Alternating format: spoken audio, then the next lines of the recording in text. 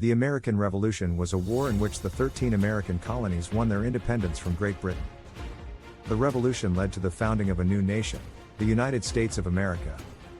Great Britain was not really interested in the colonists and, in addition, faced problems at home too. In the middle of the 18th century, Britain defeated France in a war that spread to the New World. However, fighting against France cost a lot of money, and the British government decided that the colonies in America should also pay for this war. Colonists were angry at the British rulers, not only because they wanted more money from them, but because they also forbade them to settle in areas west of the Appalachian Mountains. These regions were reserved for the Indians, whom the British did not want to make angry.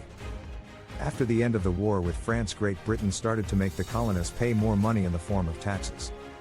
The colonists got even angrier because they were not represented in British Parliament and had no way of expressing their ideas. At the beginning of the 1770s, Great Britain sent soldiers to keep order in the American colonies. In 1773, colonists, disguised as Indians, went aboard British ships and dumped all the tea into the harbor of Boston. During the 1770s, the relationship between Britain and the colonies became worse. The settlers started boycotting everything that the British wanted to sell to them. In 1775, the colonists decided that they had had enough of British rule. American soldiers fought the first battle of the war at Lexington, Massachusetts. In the next few months, the Americans formed their own army under the leadership of George Washington. Not all the colonists were in favor of going to war against the British.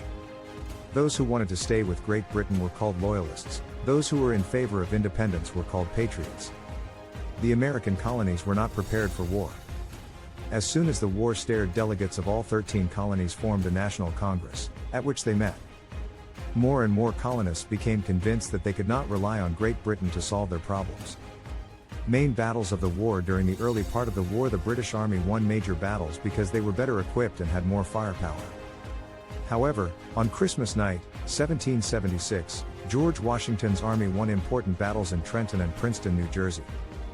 In October 1777, the Battle of Saratoga brought an important victory for the colonists. France decided to send ships and soldiers to the New World to help the colonists in their fight against their longtime enemy, the British. But in the end, they proved to be the better fighters and defeated the British Army in major battles. Thousands of African American slaves also fought for the colonists. Britain, on the other side, was faced with having to transport soldiers and weapons over thousands of kilometers.